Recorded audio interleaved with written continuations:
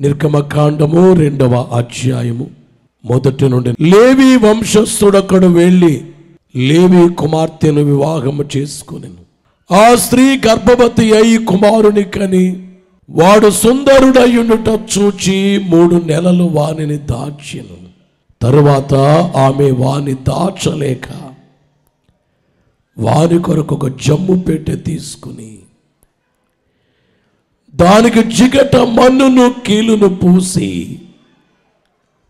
అందులో ఆ పిల్లవానిని పెట్టి ఏటి ఒడ్డున జమ్ములో దానిని ఉంచగా వానికేమి సంభవించునో తెలుసుకొనుటకై వాని అక్క దూరముగా నిలిచి ఉండెను. ఫరో కుమార్తె స్నానము చేయుటకు ఏటికి వచ్చాను. ఆమె పనికెత్తెలు ఏటి ఒడ్డున నడుచుచుండగా ఆమె నాచులోని ఆ పెట్టెను చూచి తన పనికెత్తెనొకతని పంపి దాన్ని తెప్పించి తెరచి ఆ పిల్లవాడిని చూచినప్పుడు ఆ పిల్లవాడు ఏడ్చుచుండగా చూచి వాని యందు కనికరించి వీడి హెబ్రీయుల పిల్లల్లో ఒకడనెను. నిర్గమకాండములో 1వ అధ్యాయము ఇశ్రాయేలీయుల జనాంగానికి ఒక కేంద్ర బిందువుగా ఉంది. ఇశ్రాయేలు జనాంగము 430 సంవత్సరముల కాలం ఐగుప్తు అనే దేశములో ఉండవలసి వచ్చింది. చాలా బాధలు వారు పట్టినట్లుగా ఆ జనాంగాన్ని గూర్చి ఆ జనాంగం ఎలాగొచ్చిందో ఐగుప్తుకు అనే దాని గూర్చి ఈ అధ్యాయము తెలియజేస్తుంది. 1వ అధ్యాయం. 2వ అధ్యాయములో అమ్రాము యోకెబెతుకు జన్మించిన మోషేను గూర్చి వ్రాయబడింది. ఒక ఇంట్లో 2 భార్యాభర్తలు ఉన్నారు. ఒక ఆయన పేరు అమ్రాము, ఆయన భార్య పేరు యోకెబెతు. అమ్రాము అనే మాటకు అర్థం ఏమిటంటే శక్తి తక్కువ. యోకెబెతు అనబడేటువంటి మాటకు అర్థము ప్రభావవంతమైన. భర్త పేరుకు అర్థము శక్తి తక్కువ, భార్య పేరుకు అర్థము ప్రభావవంతమైన. మన జీవితంలో శక్తి తక్కువగానే బలహీనులుగానే కనబడతాము. అదే రీతిలో బలహీనులుగా ఉన్న మనకు దేవుని కృప కూడా ఉంటుంది.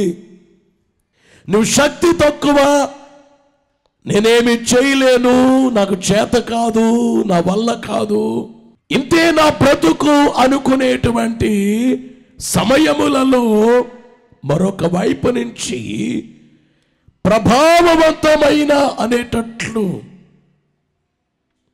ప్రభావము కలిగిన దేవుడు ఆయన ప్రభావాన్ని చూపిస్తారు. అందుకనే పౌలు గారు ఒక చక్కటి మాట అన్నారు, నేనెప్పుడు బలహీనుడను అప్పుడే బలవంతుడను. విశ్వాసం ఎట్లా ఉండాలంటే బలంగా. నేను బలహీనుడే, శక్తి కలిగిన దేవుణ్ణి బట్టి నేను బలవంతుణ్ణి.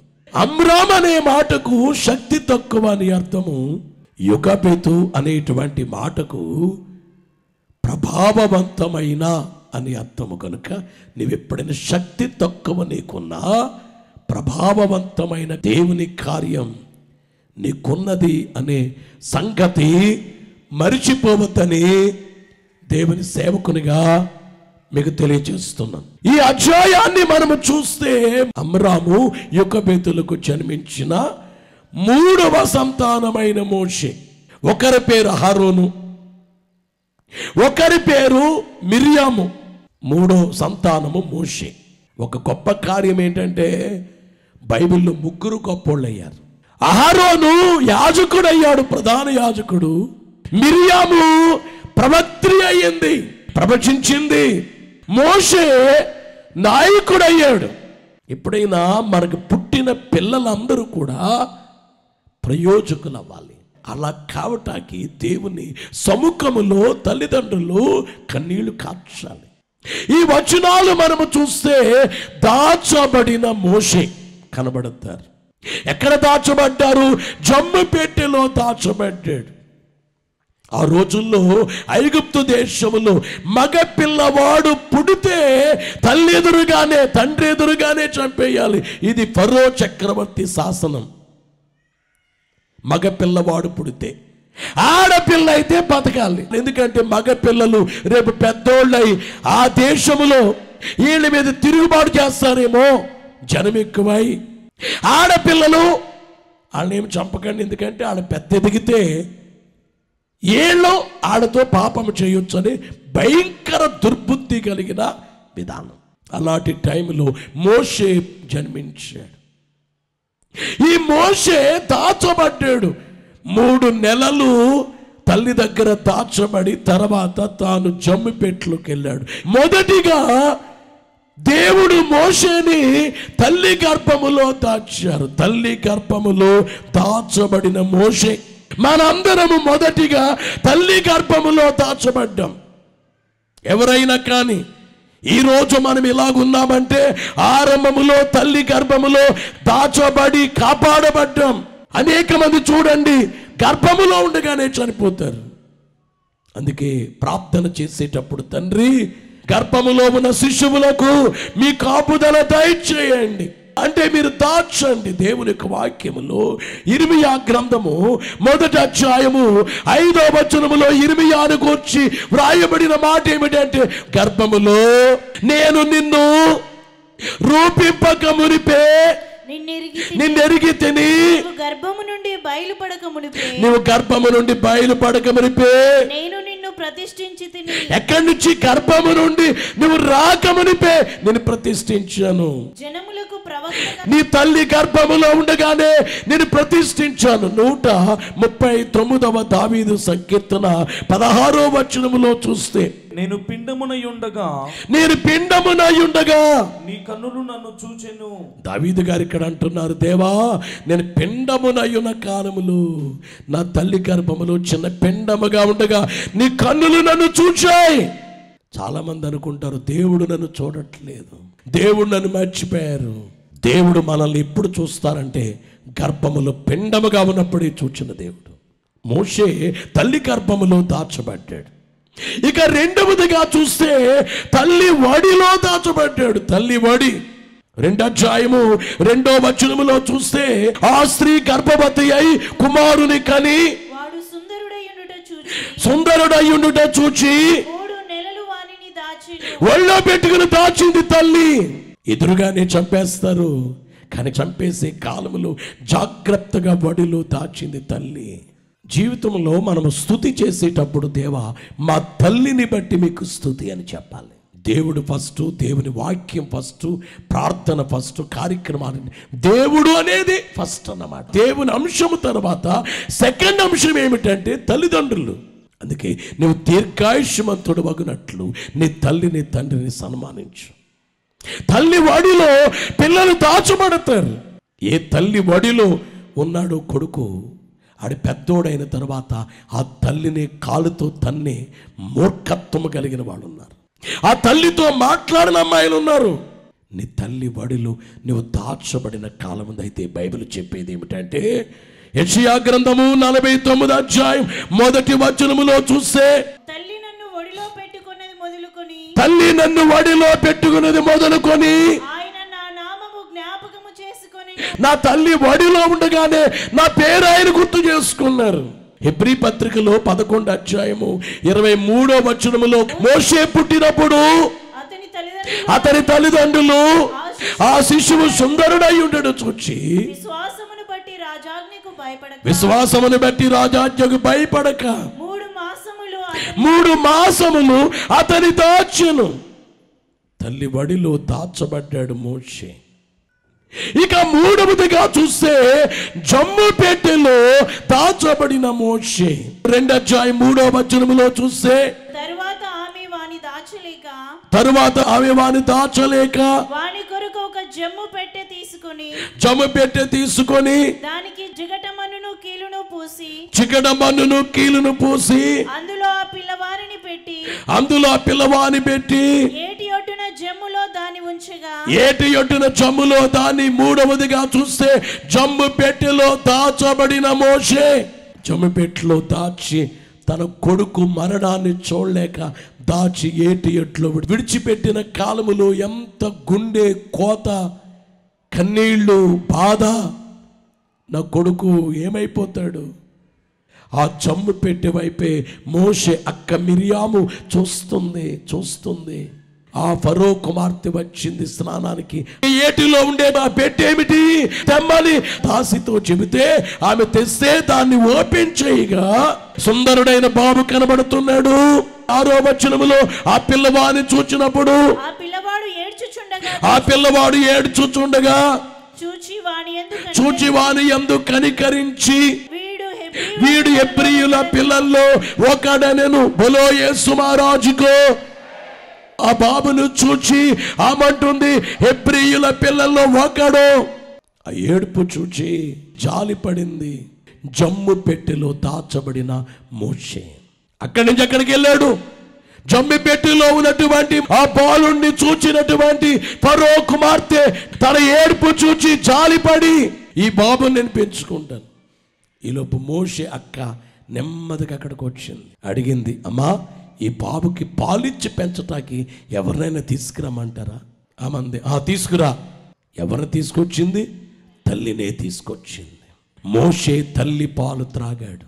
2 అధ్యాయము 9, 10 వచనాలు మనము చూస్తే ఆ బిడ్డను తీసుకుని పోయి నా కొరకు వారిని పాలిచ్చి పెంచుము, నేను నీకు జీతం ఇచ్చేదని చెప్పగా ఆ స్త్రీ ఆ బిడ్డను తీసుకొని పోయి పాలిచ్చి పెంచెను.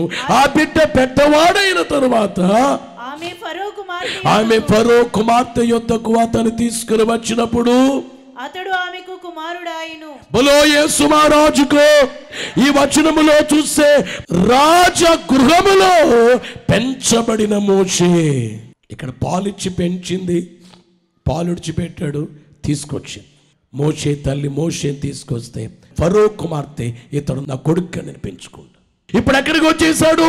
ఒకనాటి కాలములో తల్లి గర్భములో దాచబడిన మోషే, రెండవదిగా తల్లి వాడిలో దాచబడిన మోషే, మూడవదిగా జమ్ము పెట్టెలో దాచబడిన మోషే, నాలుగవదిగా రాజగృహములో దాచబడ్డాడు.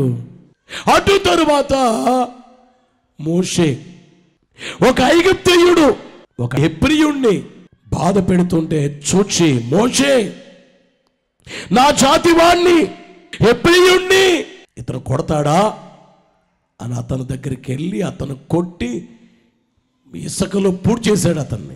దేవుని ప్రజలు, అబ్రహాము సంతానం, దేవుడు ఆశీర్వదించిన ప్రజలు, నా ప్రజల్ని బాధ పెడతాడా? అయితే ఈవేళ మనము నా ప్రజలు అంటే మనం ఏంటంటే సంఘమంతా నా ప్రజలు అనుకోవాలి. మనకు శత్రువు ఎవడంటే సైతానుతో పోరాడాలి. అక్కడ మోషే ఐగుప్తీయుని కొట్టి చంపి పూడ్చాడు. ఇద్దరు హెబ్రీయులు ఓ రోజున కొట్లాడుకుంటుంటారు. దగ్గరికి వెళ్ళి, ఎందుకయ్యా మీరిద్దరు హెబ్రీయులు కదా అంటే, ఐగుప్తీయుని చంపినట్లు మమ్మల్ని కూడా చంపుతావా అన్నారు మోషే. అక్కడి నుంచి మోషేను చంపునేమో ఫరో చక్రవర్తిని బయలుదేరి వెళ్ళాడు. మిద్యాను దేశంలో 2 అధ్యాయం 15వ వచనములో చూస్తే ఫరో ఆ సంగతి విని మోషేను చంపజూచెను గాని మోషే ఫరో ఎదుట నుండి పారిపోయి మిద్యాను దేశంలో నిలిచిపోయి, మిద్యాను దేశములు అంటే అక్కడికి వెళ్ళిపోయాడు. మిద్యాను దేశములో అక్కడ దాచబడ్డాడు. ఫరో చంపాలనుకున్నాడు కానీ ఇక్కడ లేడు, అక్కడ దాచబడ్డాడు. అక్కడ కనుక మిద్యాను దేశములో దాచబడిన మోషే. ఇక 6వదిగా చూస్తే నిర్గమకాండము 24 అధ్యాయం 18వ వచనములో అప్పుడు మోషే ఆ మేఘములో ప్రవేశించి కొండ మీదకి ఎక్కెను. మోషే ఆ కొండ మీద రేయింబగలు 40 దినములుండెను. మోషే ఆ కొండ మీద 40 రేయింబగలు ఉండెను. 6వది ఏమిటంటే దైవ సన్నిధిలో దాచబడిన మోషే. ఇప్పుడు చెప్పండి, ఈ 6వది ఉందే అన్నిటికంటే గొప్పదా కాదా? నేను అంటాను, ఎక్కడున్నా ప్రమాదము కావచ్చు, కానీ తల్లి గర్భములో ఉన్న ప్రమాదము రావచ్చు, ఒడిలో ఉన్న ప్రమాదము రావచ్చు, చొమ్ము పెట్టిలో ఉన్న ప్రమాదం, రాజగృహములో ఉన్న ప్రమాదం కావచ్చు, మిద్యాను దేశములో ఉన్న ప్రమాదం కావచ్చు. కానీ ఇక్కడ మోషే 40 దివారాత్రులు రేయింబగలు దేవుని దగ్గర దాచబడ్డాడు. మోషే దైవ సన్నిధిలో ఉన్నాడు. మోషే మీ అందరికీ చెబుతున్నా, నువ్వు ఎప్పుడైనా దేవుని సన్నిధిలో దాచబడ్డావా? నేను మాట అంటాను, దేవునిలో దాచబడిన వారిని, దైవ సన్నిధిలో ఉన్న వారిని ఎవరూ ఏమి చేయలేరు. భక్తులు పాడిన చరణంలో, నీ రొమ్మున ఆను కొనుటే నాకు నవి మరచి చనుట వెనుకు నవాటిని రాక్ష పెట్టక ముందు నాకు నడిపి నీ సన్నిధి నిలుపు నాలో, నీ సన్నిధి నిలుపు. చేతులు పైకెత్తాం, చేతులు గట్టిగా చప్పట్లు.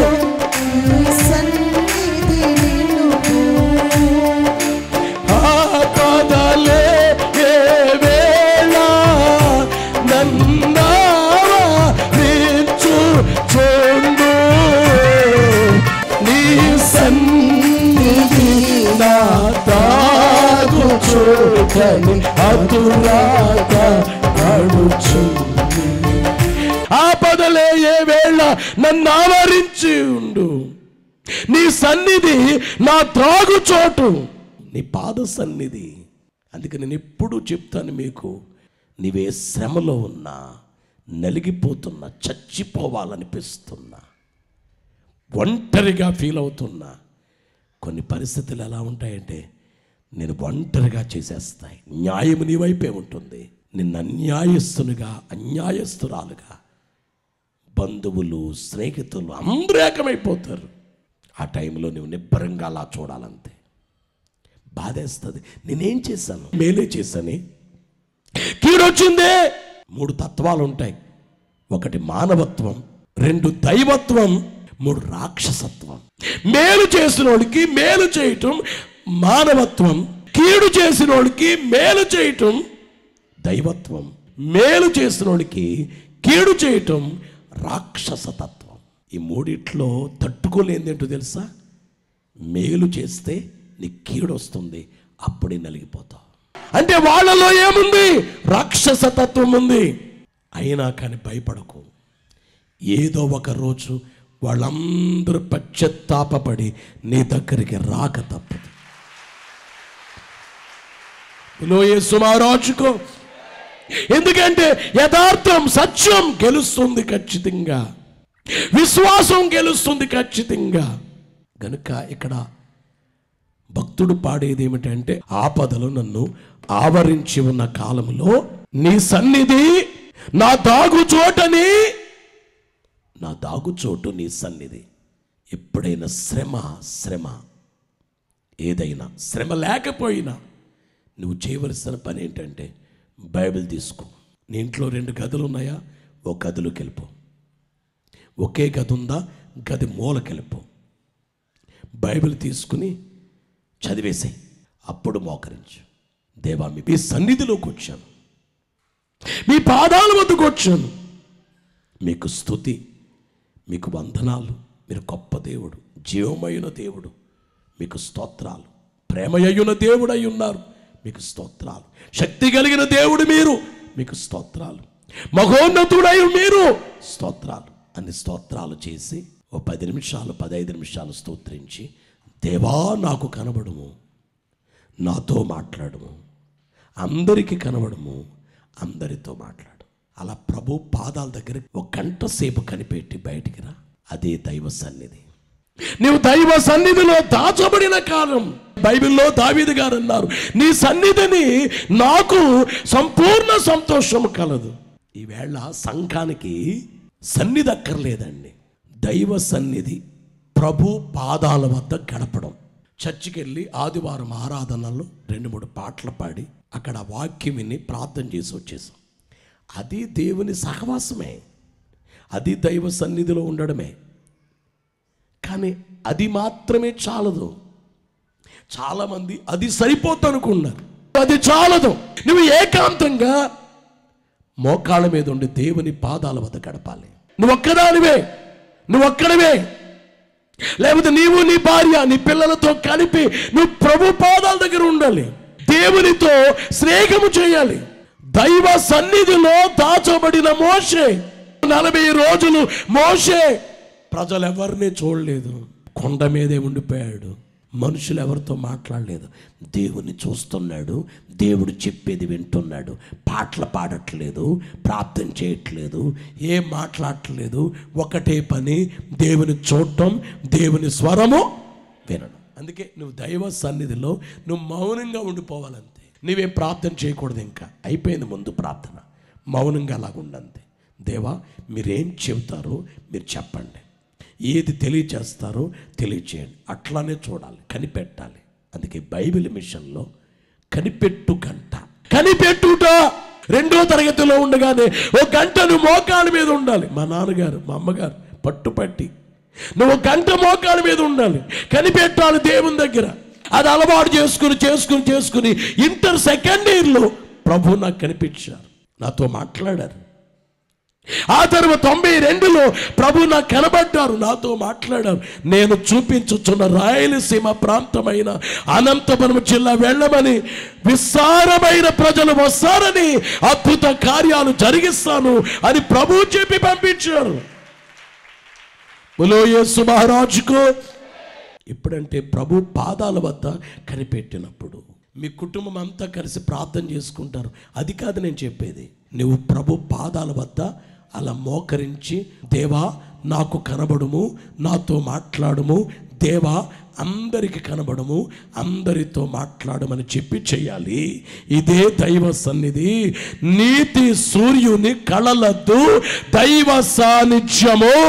సూర్యుండు పువ్వులకెంతో సొగసైన రంగులద్దు, సూర్యుండైనట్టు యేసు శుభగుణములద్దే సన్నిధే దైవ సన్నిధి. బోలో యేసు మహారాజుకు. సన్నిధి 4 రకాలు. ఒకటి ఏకాంత సన్నిధి, అంటే ఒక్కరవే, నువ్వు ఒక్కామివే, ఒక్క అబ్బాయివే చేసే సన్నిధి ఏకాంత సన్నిధి.